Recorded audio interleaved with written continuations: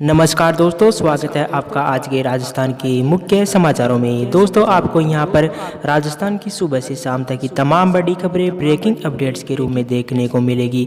दोस्तों, आपसे रिक्वेस्ट है कि इस वीडियो को लाइक और शेयर कीजिए तथा इस चैनल को सब्सक्राइब कीजिए और बेल आइकन के नोटिफिकेशन को ऑन कर लीजिए। तो दोस्तों, सीधे चलते हैं आज की पहली बड़ी खबर की ओर।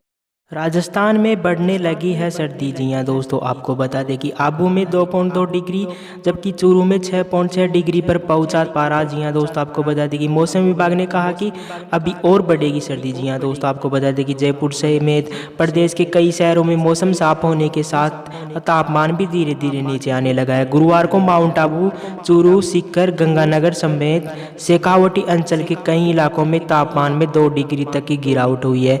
कुल्ले में रहने वाले लोगों ने सर्दी से बचने के लिए अलावा जलाने शुरू कर दिए हैं। मौसम विभाग ने कहा कि उत्तरी भारत में हो रही बर्फबारी के कारण प्रदेश में और बढ़ेगी सर्दी।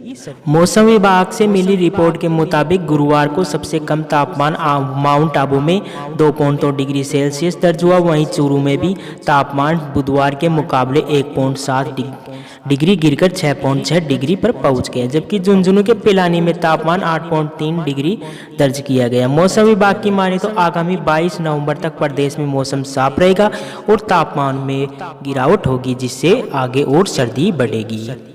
इसके बाद दोस्तों चलते हैं अगली बड़ी खबर की ओर। पुलिस कस्टडी से आरोपी फरार। जी हां दोस्तों, आपको बता दें कि झालावाड़ में शौच के बहाने पुलिस कस्टडी से भागा बाइक चोर, शहर में की गई नाकेबंदी। जी हां दोस्तों, आपको बता दें कि जिले के पनवाड़ थाने से गुरुवार को एक चोर पुलिस को चकमा देकर फरार हो गया। आरोपी मनोज बाइक चोरी के मामले में पुलिस गिरफ्त में था। घटना की जानकारी मिलने के बाद डीएसपी राजीव परिहार ने शहर में नाकाबंदी की है, जिसके साथ मौके पर मौजूद पुलिस अधिकारियों से पूरी घटना की जानकारी भी ली जा रही है। इसके बाद दोस्तों चलते हैं अगली बड़ी खबर की ओर। मानहानि का नोटिस। जी हां दोस्तों, आपको बता दें कि स्कूलों ने शिक्षा मंत्री को भेजा 10 करोड़ रुपए की मानहानि का नोटिस। निजी स्कूलों के लिए धंधा शब्द कहने पर आपत्ति। जी हां दोस्तों, आपको बता दें कि राजस्थान के शिक्षा मंत्री और निजी स्कूलों संचालकों के बीच अब ठहन गई है। पिछले दिनों शिक्षा मंत्री गोविंद सिंह डोटासरा की ओर से निजी शिक्षण संस्थाओं को कथित तौर पर धंधा कहा था, जिस पर आपत्ति जताते हुए 10 करोड़ रुपए का कानूनी नोटिस भेजा गया है। नोटिस में निजी स्कूलों की ओर से अधिवक्ता ने कहा कि पिछले दिनों से एक प्रेस ब्रीफिंग के दौरान डोटासरा ने स्कूल संचालकों के लिए धंधा शब्द का प्रयोग किया था। एक बार नहीं बल्कि 1000 बार बोला गया। इससे निजी स्कूल संचालकों की समाज में छवि खराब हुई है। National institute of school association NISA की ओर से दिया गया यह नोटिस चंडीगढ़ के अधिवक्ता पंकज मैनी ने भेजा है। नोटिस में कहा गया है कि 15 दिन के भीतर शिक्षा मंत्री इस शब्द के लिए सार्वजनिक तौर पर माफी मांगे। इसके बाद दोस्तों चलते हैं अगली बड़ी खबर की ओर। विधानसभा उपचुनाव। जी हां दोस्तों, आपको बता दें कि नए साल में विधानसभा की 2 सीटों पर होने वाले उपचुनाव में होगी गहलोत सरकार की कड़ी परीक्षा। जी हां दोस्तों, आपको बता दें कि निकाय पंचायत चुनाव के बाद नए साल में 2 सीटों पर होने वाले विधानसभा उपचुनाव में कांग्रेस सरकार की असल परीक्षा होगी। कैबिनेट मंत्री मास्टर भंवरलाल मेघवाल व विधायक कैलाश चंद्र त्रिवेदी के निधन के बाद कांग्रेस के कब्जे वाली ये दोनों सीटें खाली हो चुकी है। इसके बाद दोस्तों चलते हैं अगली बड़ी खबर की ओर। आरक्षण का रण। जी हां दोस्तों, आपको बता दें कि अब जाटों ने भी मांगा आरक्षण, बोले आंदोलन से ही मानती है सरकार। जी हां दोस्तों, आपको बता दें कि गुजरों के बाद अब जाट समाज ने आरक्षण का बिगुल फूंक दिया है। बुधवार को पतेना के बाबा धीरज सिंह स्टेडियम पर जाट आरक्षण संघर्ष समिति के बैनर तले महापंचायत हुई। इसमें 3 सूत्री मांगों को मनवाने के लिए अगली महापंचायत डी के बेडम में तय की गई। इसके अलावा 5 महापंचायतें और होगी। जाट आरक्षण संघर्ष समिति संयोजक नेम सिंह फौजदार समेत कई वक्ताओं ने कहा कि भरतपुर धौलपुर जाट समाज को 1999 में आरक्षण दिया, जिसे 2013 में समाप्त कर दिया। इसके बाद समाज ने लंबा आंदोलन किया और पुनः 2017 में राज्य सरकार ने आरक्षण दिया, लेकिन केंद्र में अब तक नहीं दिया गया है। वक्ताओं ने कहा कि सरकार आंदोलन से ही मानती है तो जिले में 5 से 8 स्थानों बेडम, बहज, रारहर, जगीना और अन्य जगहों पर महापंचायतें की जाएगी। सरकार जाट समाज को गंभीरता से ले और जल्द से जल्द आरक्षण पर जल्द फैसला ले। इसके बाद दोस्तों चलते हैं अगली बड़ी खबर की ओर। सीएम की समीक्षा बैठक। जी हां दोस्तों, आपको बता दें कि निजी अस्पताल भी बढ़ाए रोगियों के लिए बेड, निर्धारित दरों पर करे इलाज। जी हां दोस्तों, आपको बता दें कि कोरोना संक्रमण के मामलों में फिर से आ रही तेजी को देखते हुए मुख्यमंत्री अशोक गहलोत ने निजी अस्पतालों को कोविड रोगियों के लिए बेड बढ़ाने के लिए कहा है।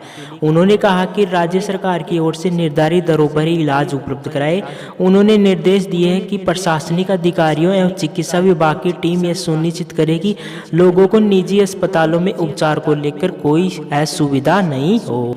इसके बाद दोस्तों चलते हैं अगली बड़ी खबर की ओर। शिक्षा विभाग में 64,000 पद खाली, 31,000 ग्रेड थर्ड के और 3,000 लेक्चरर की भर्ती का इंतजार। जी हां दोस्तों, आपको बता दें कि शिक्षा विभाग में लगातार खाली पदों की संख्या बढ़ती जा रही है।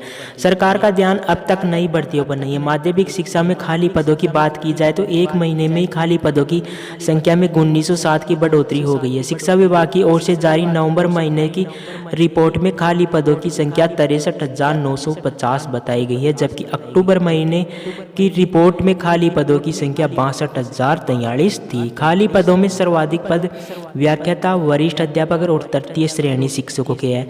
इन तीनों कैडर के खाली पदों की संख्या में भी बढ़ोतरी हुई है। खाली पद बढ़ते जा रहे हैं और सरकार की घोषणा के 11 महीने बीत जाने के बावजूद अभी तक नई भर्ती शुरू नहीं हुई है। सरकार ने पिछले साल दिसंबर में 31,000 पदों पर तृतीय श्रेणी शिक्षक और 3,000 पदों पर व्याख्याताओं की भर्ती का ऐलान किया गया था।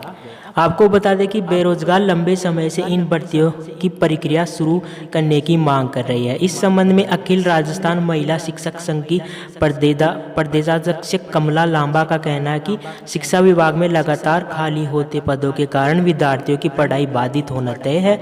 वर्तमान में लॉकडाउन के कारण स्कूल नहीं खुल रहे हैं, लेकिन जब भी स्कूल खुलेंगे स्कूलों में पर्याप्त स्टाफ की जरूरत होगी। इसके बाद दोस्तों चलते हैं अगली बड़ी खबर की ओर। डोटासरा का जवाबी हमला। जी हां दोस्तों, आपको बता दें कि कटारिया अपना घर संभाले, गहलोत सरकार 5 साल पूरे करेगी। जी हां दोस्तों, आपको बता दें कि नेता प्रतिपक्ष गुलाब चंद कटारिया के 6 माह में गहलोत सरकार के गिरने को लेकर दिए गए बयान पर पलटवार करते हुए प्रदेशाध्यक्ष गोविंद सिंह डोटासरा ने कहा कि कटारिया पहले अपना घर संभाले। उन्होंने कहा कि भाजपा के मंसूबे कभी पूरे नहीं होंगे क्योंकि यह राजस्थान है, कर्नाटक और मध्य प्रदेश नहीं है। डोटासरा बोले कि प्रदेश की अशोक गहलोत की सरकार पूरे 5 साल पूरा करेगी। डोटासरा ने कहा कि गुलाब चंद कटारिया को लेकर उनकी पार्टी में बहुत नाराजगी है। इसके बाद दोस्तों चलते हैं अगली बड़ी खबर की ओर। शादियों का सीजन। जी हां दोस्तों, आपको बता दें कि बैंड बाजों और कैटरिंग हलवाई से ज़्यादा कोरोना का मैनेजमेंट में लगे परिवार रोज बनकर बिगड़ रही है मेहमानों की लिस्ट। जी हां दोस्तों, आपको बता दें कि 25 नवंबर को देवउठनी एकादशी से शादियों का सीजन शुरू होगा। 4 महीने 24 दिन बाद शुरू हो रहे इस सीजन में पहली बार ऐसा मौका है जब शादी वाले घरों में बैंड बाजे, कैटरिंग हलवाई वालों से ज़्यादा कोरोना का मैनेजमेंट करने के लिए मशक्कत करनी पड़ रही है। शादी वाले इन परिवारों में रोजाना मेहमानों की सूची बनकर बिगड़ रही है। दरअसल शादी समारोह में राज्य सरकार ने सिर्फ 100 लोगों के शामिल होने की अनुमति दी है। इसके बाद दोस्तों चलते हैं अगली बड़ी खबर की ओर। राजस्थान में मौतें 2100 पार, लेकिन हमारे यहाँ मृत्यु दर 19 राज्यों से कम। जी हां दोस्तों, आपको बता दें कि राजस्थान में पिछले 24 घंटे में कोरोना से मौतें 2100 पार हो गई है। अब तक कोरोना के कारण 261 दिनों में 8.04 की औसत से कुल 2101 मौतें हो चुकी है। राजस्थान में कुल पॉजिटिव मिले रोगियों में से जान गंवाने वाले 0.90% है, जबकि देश में 9 ऐसे राज्य हैं जिनकी मौतों का प्रतिशत राजस्थान से कम है। लेकिन 19 राज्यों और कुछ केंद्र शासित प्रदेश ऐसे हैं जहां राजस्थान से कहीं ज़्यादा मौतें हुई है। वहीं आपको बता दें कि राजस्थान में पिछले 24 घंटे के दौरान 2178 नए केस मिले हैं, जबकि कुल संक्रमित 2,32,358 हो चुके हैं और कुल रिकवर होने वाले 2,10,779 है। वहीं रिकवरी रेट 90.71% पर अटका है। वहीं 12 लोगों की मौत भी हुई है। जयपुर, जोधपुर में 2-2, सीकर, कोटा, पाली, नागौर, जालौर, बीकानेर, बाड़मेर और अजमेर में 1-1 रोगी ने दम तोड़ा है। इसके बाद दोस्तों चलते हैं अगली बड़ी खबर की ओर। बिजली कंपनियों की मनमानी। जी हां दोस्तों, आपको बता दें कि रिको एरिया से बाहर इंडस्ट्रियल कनेक्शनों से 2 गुना चार्ज वसूली, भूखंड साइज व सिस्टम खर्च से डिमांड नोटिस। जी हां दोस्तों, आपको बता दें कि प्रदेश में सरकारी बिजली वितरण कंपनियां अपने खर्चे पर लगाम लगाने के बजाय उपभोक्ताओं पर बेलगाम आर्थिक भार डाल रही है। प्रदेश के रिको एरिया के बाहर बनी स्मॉल व मीडियम इंडस्ट्रीज के लिए बिजली कनेक्शन लेने के लिए डिस्कॉम 2 तरह के 2 गुना चार्ज वसूल रही है। यहाँ पर बिजली कनेक्शन लेने पर 2 से 5 लाख रुपए का खर्चा हो रहा है। इसके बाद दोस्तों चलते हैं अगली बड़ी खबर की ओर। प्रधानमंत्री फसल बीमा योजना 1.31 लाख किसानों ने 65.50 करोड़ प्रीमियम देकर करवाया था 504 करोड़ की फसल का बीमा। पहली किस्त में 55 करोड़ क्लेम जारी। जी हां दोस्तों, आपको बता दें कि वर्ष 2019 में बाड़मेर में टिड्डी और बारिश से किसानों को दोहरी मार झेलनी पड़ी थी।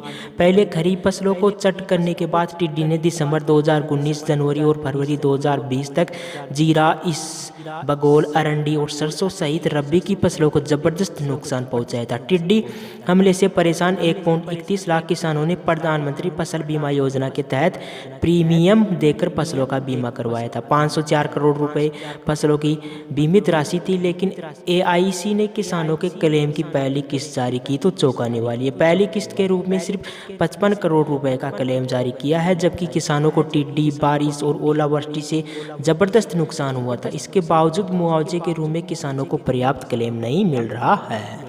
तो दोस्तों ये थी राजस्थान की सुबह से शाम तक की तमाम बड़ी खबरें ब्रेकिंग अपडेट्स के रूप में। यदि आपने अभी तक हमारे चैनल को सब्सक्राइब नहीं किया है तो इसे सब्सक्राइब कीजिए और बेल आइकन के नोटिफिकेशन को ऑन कर लीजिए। Thank you.